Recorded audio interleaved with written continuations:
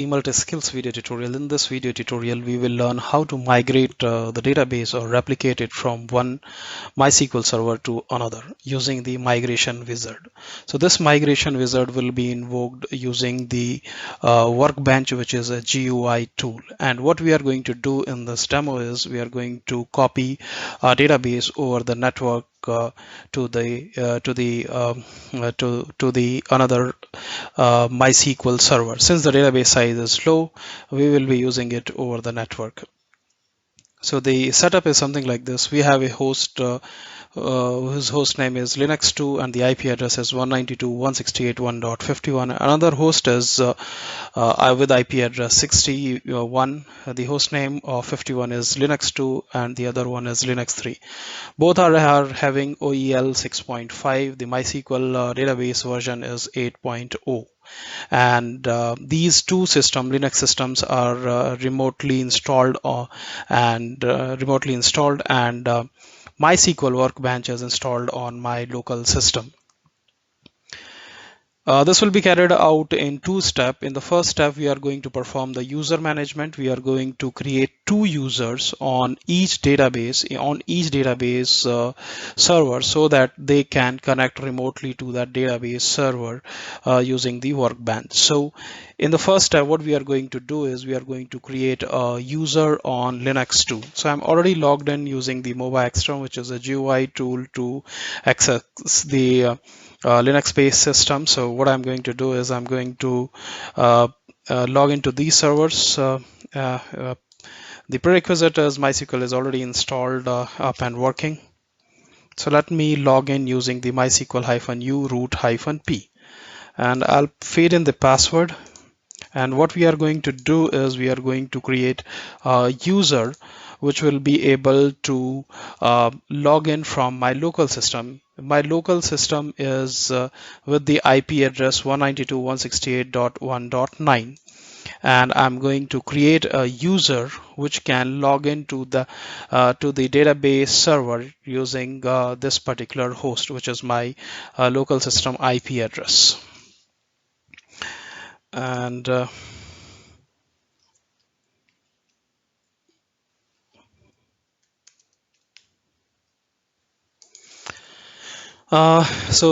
these scripts has been used several times in the past, so I'm not going to define how to create the user in MySQL database server. So I'm just going to execute this in one of the source database server. So this is MySQL database server having the IP address 192.168.1.51. And the user ID which will be created is MySQL backup 61. I think I did a mistake. Let me drop this user. I should be doing it onto the Linux3.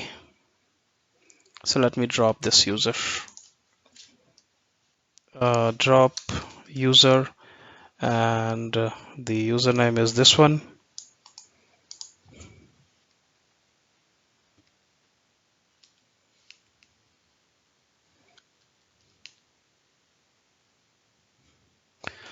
Drop user and the username. Let me check the available users on this particular system. Okay, we don't have any MySQL backup user. So what we are going to do is on Linux2, we are going to create a user with the name MySQL backup 51. And I think I did it other way. Okay, so this should be Linux2 and this should be Linux3.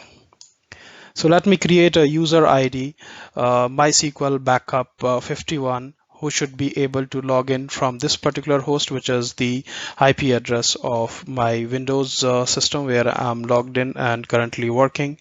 So let me execute this onto the source database MySQL server. So I have created a user MySQL backup 51, and it should be able to log in from this particular IP address. So this is my IP address. This is the IP address of my local system, and I'm logged in through the command prompt. Let us test it out if the user is able to log in. So I'll be using this. So MySQL-u user ID -h which host I wanted to log in is 192.168.1.51-p and the password. Password I'll copy and paste. This is password at 123. So you can see I'm able to log in to remotely using the command from 192.168.1.9 server. That is my Windows system. Now we are going to create another user onto the target database server. So let me log into mysql-u. This is 61. So I'll be using mysql-u root-p, and this is the password. Let's feed in the password, and then we will create a user who should be able to log into MySQL server remotely from my local system whose IP address is 1.9. So let us create this. This is done. Let me see if the user has got created or not. You can see that MySQL backup 61 has been created, and it should be able to log in from this IP. This is the IP of my local system. So everything is fine. Let us test out its connectivity from the local system whose IP is 192.168.1.9, and I'm trying to log in with this as well. So everything is fine. I'm able to log into both the remote system from my local system using the command prompt. Now everything I have to do is using the workbench. So now what I will do, I'll connect both the MySQL server using the MySQL Workbench, which is a GUI tool. And these are the details. The IP address of remote system is this one. User ID for 51 is MySQL backup 51. Password is this one. And for another server, the IP address is 61 and the user ID is MySQL backup 61. This is the password. So this is a MySQL Workbench interface. So you on the main screen, you can see MySQL connections and there is a plus sign. So just click that. It will open a window and you have to feed in the password and user ID and everything. So connection name for which I wanted to create a connection. So for this particular host, I wanted to create a connection, put in the connection name, this one, underscore, anything you can give so that you can identify for which particular host you are creating the connection.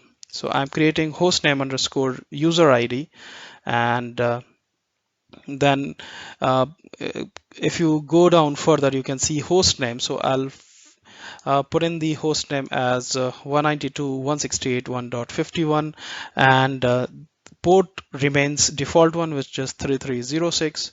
Put in the username, which is MySQL backup, and just test the connection. It will prompt for the password and feed in the password. Once the password is fitted, you just say save password in Vault. That's okay. Connections successfully made. So successfully made the SQL connection. So this is fine. Just say okay, and this will be saved over here. This is for my source MySQL database server. Let's create the same for target one as well. This is the IP address of the target system. This is the IP address underscore. I'll put in the user ID. You can give any connection name, but just for identification, I'm giving host IP underscore username. And then you have to give the, if you can see this section, you have to feed in the host name, then user ID, username over here, and just say test connection and given the password. Just feed in the password and say save password to Vault, and this is fine. Connection made successfully. Just say okay, and then okay. So I have created both the connection. Now the next step and the final step is start the migration wizard using source database server. So what I'm going to do is I need to define for what I'm going to do the migration. So let me log into the source and the target database server, and we will see for what database we are going to. So I'll just say mysql-u- and me log into both the MySQL server, mysql-u root-p. This is my target database server. Log into this as well, and I'll just say show databases. Show databases onto the source MySQL server. You can see there are 7 databases. The last one is Testdb. Onto the target environment as well, I'll just say show databases, and I'll see if Testdb exists or not. So you can see Testdb doesn't exist. There are 6 databases. So what we want to do is we wanted to migrate a Testdb from source to target, which is 51. So what we will do is we will log into the MySQL connections. This is my MySQL connection on 51, and similarly you can do it for 61 as well. Just click it for 61. So just to make sure that we are able to log into GUI prompt GUI from 61 as well. So we are able to log into both the servers using the GUI tool, which is Workbench. Now go to database tab. You can see over here, and there are a lot of options: connect to database, manage connections, reverse engineer, schema transfer wizard, and the fifth one is migration wizard. We are going to use this migration wizard to migrate our database from one server to another server. Before that, we have made sure that we are able to log in from this MySQL Workbench using user ID. What are the prerequisites? If you can read over here, what is the definition of MySQL Workbench migration wizard? As the name suggests, the wizard will assist you in migrating tables and database from a supported database system to MySQL. In our case, we are doing a demo from MySQL to MySQL. You can use this wizard to copy database from MySQL's instance to another. So what is the prerequisite? The migration wizard uses ODBC to connect to the source database. You must have an ODBC driver for the source database installed and configured, as Workbench does not bundle any such driver. So we are done with, because we are able to connect. Ensure you can connect to both source and target Rdbms server. So we were able to connect both using the command, and then we did it through the Workbench as well. Make sure you have privileges to read schema information and data from source database and create objects and insert data in target MySQL server. So this is the thing. That's why we created one user in MySQL backup 51 in source, and another one MySQL backup 61 in target. And it has these are the temporary users which I have created, and I have given all the privileges. So it is grant all star.star to both the users. And if you read the final wordings over here, the wizard supports migrating from a specific database and generic Rdbms as well. The generic support is capable of migrating tables from many Rdbms and can be connected using ODBC. So I'm not going to read the further, because that's not useful for us. So there are 3 tabs at the bottom. You can see start migration, open ODBC administrator, and view documentation. We'll say start migration. So if you can read at the top, it is saying it is asking for the source selection.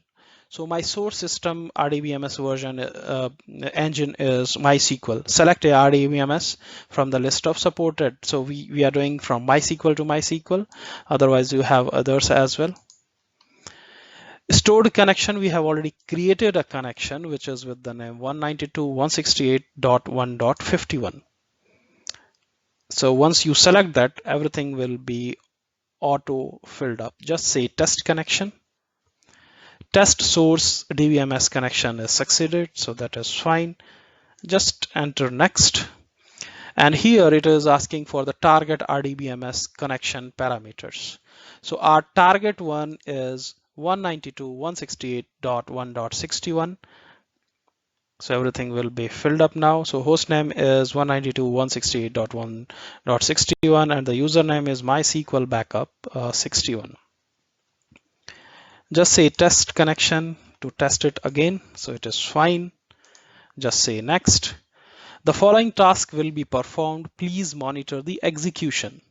The name of the available schema will be retrieved from source Rdbms. The account used for the connection will need to have appropriate privileges for listing and reading the schema.